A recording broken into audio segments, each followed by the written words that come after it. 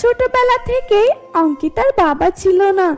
অঙ্কিতার মা সুন্দর সুন্দর জামা বিক্রি করত, আর জামা বিক্রি করে যে অর্থ আসতো তা দিয়েই তারা সংসার চালাতো। এমনই একদিন অঙ্কিতার মা জামা বিক্রি করার জন্য বাড়ি থেকে বের হচ্ছিল।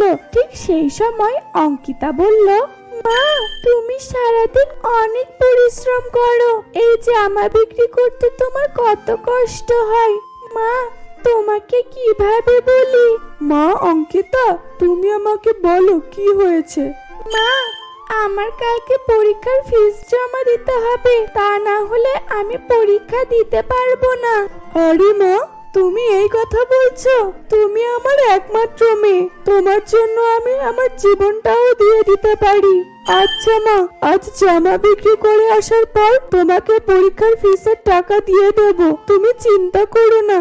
এই কথা বলে অঙ্কিতার মা জামা বিক্রি করার জন্য বাড়ি থেকে বের হয়, আর সারা গ্রাম ঘুরে ঘুরে তার মা জামা বিক্রি করে। সেই দিন অঙ্কিতার মা অনেক সুন্দর একটা জামা বিক্রি করে, আর জামা বিক্রি করে অঙ্কিতার জন্য কিছু খাবার ও টাকা নিয়ে বাড়ি ফিরে আসতে লাগলো। ঠিক সেই সময় রাস্তায় দুইটা গুন্ডা তার মাকে আটকে দেয়। আমাকে ছেড়ে দাও, আমি আমার মেয়ের কাছে যাব।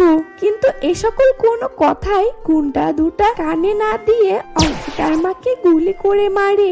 গুলি করে মেরে তার কাছে যত টাকা পয়সা ছিল সেগুলো নিয়ে চলে যায়। অন্যদিকে অঙ্কিতা তার মায়ের জন্য পথ চেয়ে থাকে, কিন্তু সেই রাতটা পার হয়ে যায়। সকাল হয়ে গেল, কিন্তু এখনো আমার মা এলো না। গ্রামে গ্রামে জামা বিক্রি করে কোনো সমস্যা হলো না তো? আমার তো খুব ভয় লাগছে। এ সকল কথা বলে অঙ্কিতা অনেক চিন্তায় পড়ে যায়।